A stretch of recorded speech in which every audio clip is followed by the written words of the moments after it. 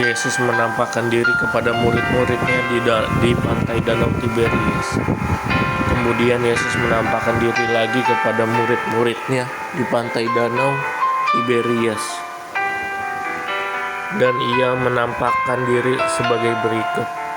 Di pantai itu berkumpul Simon Petrus, Thomas yang disebut Didimus, Nathanael dari Kana yang di Galilea, anak-anak Zebedeus, dan 2 orang muridnya yang lain. Kata Simon Petrus kepada mereka, "Aku pergi menangkap ikan." Kata mereka kepadanya, "Kami pergi juga dengan engkau."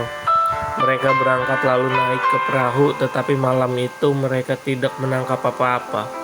Ketika hari mulai siang, Yesus berdiri di pantai, tetapi murid-murid itu tidak tahu bahwa itu adalah Yesus. Kata Yesus kepada mereka, "Hai anak-anak, adakah kamu mempunyai lauk pauk?" Jawab mereka, "Tidak ada." Maka kata Yesus kepada mereka, "Tebarlah jalamu di sebelah kanan perahu, maka akan kamu peroleh." Lalu mereka menebarkannya dan mereka tidak dapat menariknya lagi karena banyaknya ikan.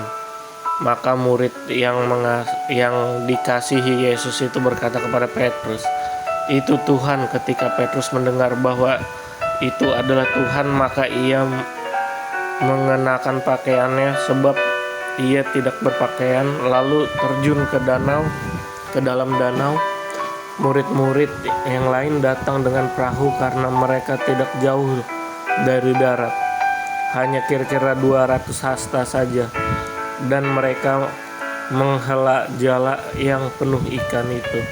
Ketika mereka tiba di darat, mereka melihat api arang dan di atasnya ikan dan roti. Kata Yesus kepada mereka, "Bawalah beberapa ikan yang baru kamu tangkap."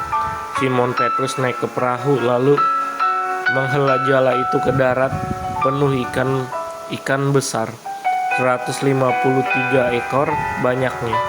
Dan sungguh pun sebanyak itu, jala itu tidak koyak. Kata Yesus kepada mereka, "Marilah dan sarapanlah." Tidak ada di antara murid-murid itu yang berani bertanya kepadanya, "Siapa engkau?" Sebab mereka tahu bahwa ia adalah Tuhan. Yesus maju ke depan mengambil roti dan memberikannya kepada mereka. Demikian juga ikan itu. Itulah ketiga kalinya Yesus menampakkan diri kepada murid-muridnya. Sesudah ia bangkit dari antara orang mati, gembalakanlah domba-dombaku.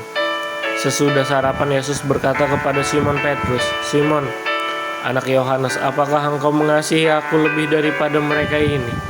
Jawab Petrus kepadanya, "Benar Tuhan, engkau tahu bahwa aku mengasihi engkau." Kata Yesus kepadanya, "Gembalakanlah domba-dombaku." Kata Yesus pula kepadanya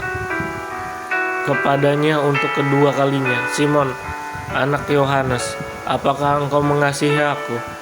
Jawab Petrus kepadanya, "Benar Tuhan, engkau tahu bahwa aku mengasihi engkau." Kata Yesus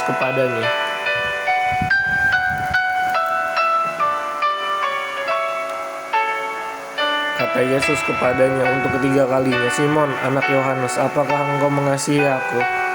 Maka sedih hati Petrus karena Yesus berkata untuk ketiga kalinya, "Apakah engkau mengasihi aku?" Dan ia berkata kepadanya, "Tuhan, engkau tahu segala sesuatu, engkau tahu bahwa aku mengasihi engkau."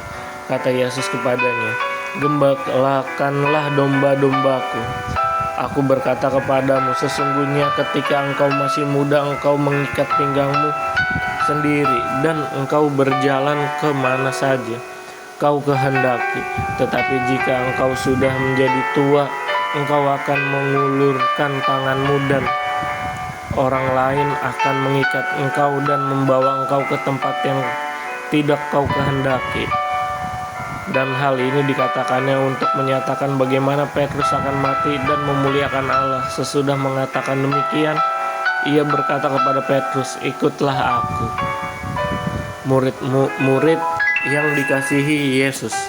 Ketika Petrus berpaling, ia melihat bahwa murid yang dikasihi Yesus sedang mengikuti mereka, yaitu murid yang pada waktu mereka sedang makan bersama duduk dekat Yesus dan yang berkata, "Tuhan, siapakah dia yang akan menyerahkan Engkau?" Ketika Petrus melihat murid itu, ia berkata kepada Yesus, "Tuhan, apakah yang akan terjadi dengan dia ini?" Jawab Yesus, "Jikalau aku menghendaki supaya ia tinggal hidup sampai aku datang, itu bukan urusanmu, tetapi engkau ikutlah aku."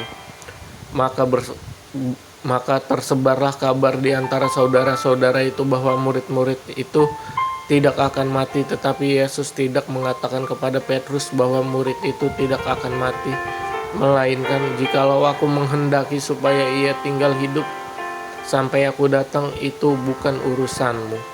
Kata penutup.